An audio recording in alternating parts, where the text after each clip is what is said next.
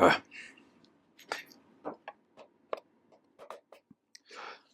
Ah. Finally.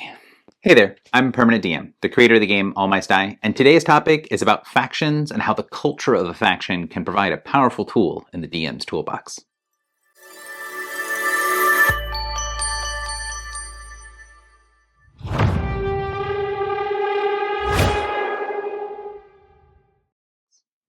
When running a game, I need lots of different tools. I talk in my video Share the Load about how putting those tools in the hands of the players can be extremely useful, but I also need tools specific to running the game on my side. In an exploration-based West Marches game, it is very common to have random encounters be a big part of the system, and this is true for my game All My Die. Different games and settings and systems provide various tools for random encounters, but basically all of them at some point just say, this is the way. While that is really helpful for giving me a standardized system to use, what I want from an encounter is going to be drastically different based on the game system, the campaign, and even the individual session. In All My Die, the assumption is that you're going to want to use a variety of tools depending on the situation. In designing the game, I saw these tools tended to fall along a spectrum from completely randomized to partially randomized to completely custom. Dottie over at the Mystic Arts talks about his method for mixing things up, and I want a custom result in my randomized system in his videos on random encounters. It's a great tool and it's something to toss into the toolbox, but it's not the only one I want to use.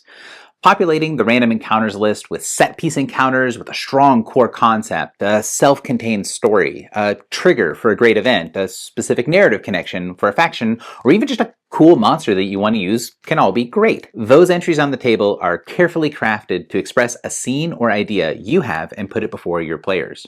A tallow-wisp disguises itself as a trapped rabbit in the brush to see how things will react, punishing those who do not risk themselves to help it and rewarding those that do.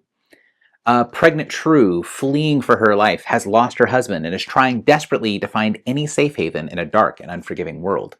A contender for the leadership of a clan has been ousted and is looking for revenge, or maybe a way to recover and to go forward to set their claim that they think is rightfully theirs.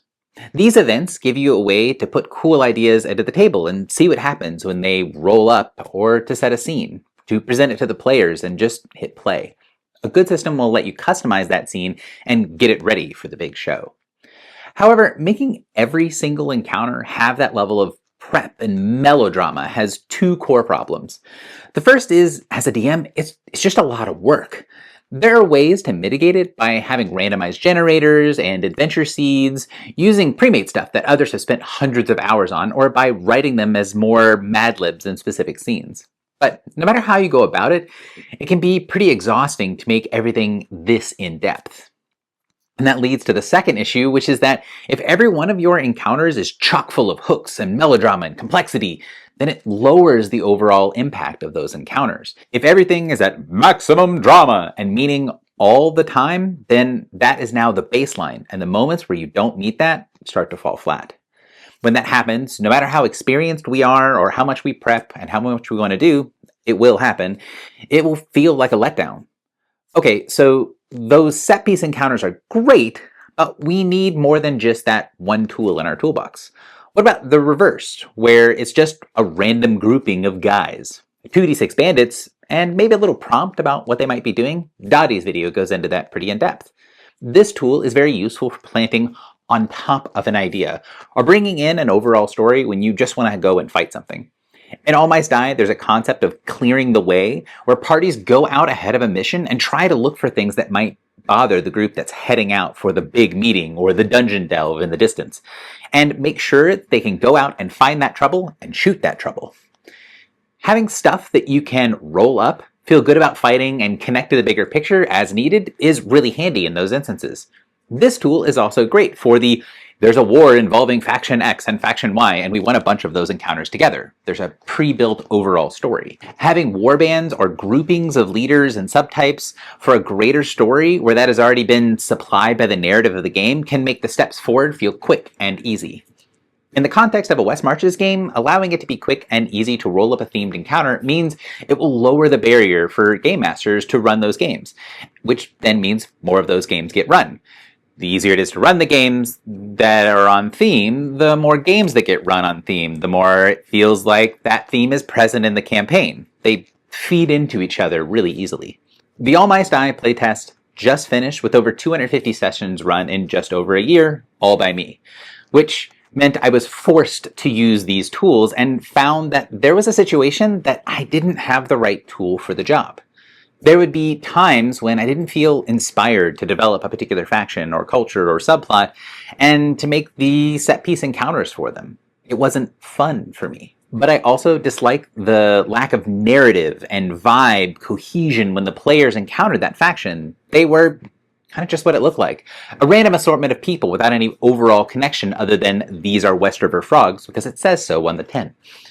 What I needed was something that I could fill up quickly and easily and use as a core mode of operation for that clan and faction, and I wanted that core to inform how things would come up in play. Their culture should inform their values, which informs what they are more likely to be good or bad at in a general sense. Getting that general sense and being able to express that to my players was the piece I was missing, and it was time for me to craft that tool. That tool is this. Culture Grid. That's what I call this. It's a set of 14 traits that give you an evocative expressiveness for a culture. All Mice Die has a system for using this grid to create encounters where the motivations and abilities of these monsters will reflect the specific faction and their desires. Every creature has a template, and every template has a way to build it as the base for a faction. Then every faction has a way to build it for use here.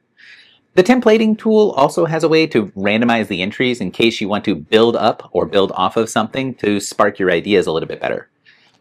Not sure who the bandits are that took over the ruined tower? Well, roll up some stuff and see what speaks to you. Okay, so there's a table and that looks like a lot of work and I'm not sure what it tells me, so let's talk about filling this thing out.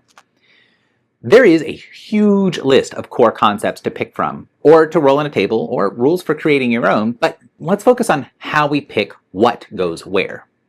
First thing, common virtues. These are the ones that a culture says with their chest, the default things they openly say they like and they revere. Depending on the culture, this might be just ideals of the rank and file, or it might be deep set through the entire culture. Common virtues are the virtues of the masses. The West River clan values their self-reliance, their arrogance, their resourcefulness, and their aggressiveness. If those traits are viewed as positives, what does that tell you about how to play them as the DM, or how to interact with them as players? Dealing with them is probably going to be good if you're dealing from a position of relative strength, and it's going to be even more important than normal. Uncommon virtues are the ones that the culture feels throughout. It's the undertones of the culture and the backbones of their beliefs. Uncommon virtues focus on the structure of society, its leadership, and the way that the virtues reinforce the way the culture views power. Having uncommon virtues is how the masses believe you gain access to those keys to success and power. The West River clan thinks that the way to advance in society is to be daring and rigorous. They see action as a core to being a clan member, and advancing through the ranks come from risk-taking and being thorough. Rare virtues are aspirational rather than lived in many instances. These virtues are often attributed to the leaders of society or their storied heroes of their culture. The West River clan is all about action, but their storied heroes are all of those things, but they're also cunning. They get the job done directly, but they can be more powerful in an indirect way. Now, let's look at vices. Common vices are the failings of the commoner and are the products of the society's virtues. These are seen by society as the vices that people shrug and say, "Yeah, everyone's been there." For the West River clan, they can see their members as being dense, overly methodical, domineering, and cruel. Expressing those values doesn't lose you much in the eyes of the clan. I mean, who hasn't let their cruel side out and killed a few people after they've surrendered? I mean, I know we shouldn't, but Uncommon vices are the ones that are seen as the reasons why the people who are lower in society are where they are. The culture views these vices as the ones that prevent the commoner from rising up through social mobility. People in power might have them, but they're secrets. Letting your honor or your adept skills in the arcane arts get in the way of getting your job done is going to be a death knell to any leader of the West River clan. You can keep your word and you can sling a spell or two, but the leader who tries to rely on those things is a fool. Now, rare vices are the dark secrets of those in power. These are the failings of the powerful, the silver bullet, the shame that leads to the downfall of the storied hero for the culture. Indulging your cruelty a little is fine, but letting your passions overtake you is how the high and mighty in the West River clan fall from grace.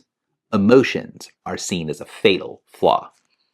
This chart also does not need to be filled out completely, and definitely doesn't need to be filled out in one go. Fill in the parts and use the element that speak to you when you feel inspired, add to it. And if you get an interesting idea, go ahead and throw it up there, either on the encounter table or on the culture grid. I found that when I was filling these out, I would be filling them out about twice as more often at the table than going ahead and doing them all ahead of time. The goal is to have a tool you can use, and you can use it as much or as little as you want to get into the headspace of a culture and then keep it consistent. How does a culture that sees honor as a reason why people are locked away from power react to a group that explains they will do a task not because they want to, but because they gave their word? The GM knows they can reasonably have that clan member treat them as fools because they will treat their word as important. Because there is consistency, you can also use cultures and factions the players are experienced with and know the traits of well to shine a spotlight on that aberration in the culture when it comes up. The West River Clan warrior who tells the players used to clan relations, "My honor is my life," is going to have an impact on them that doesn't need any external context. And that is what this whole thing is about.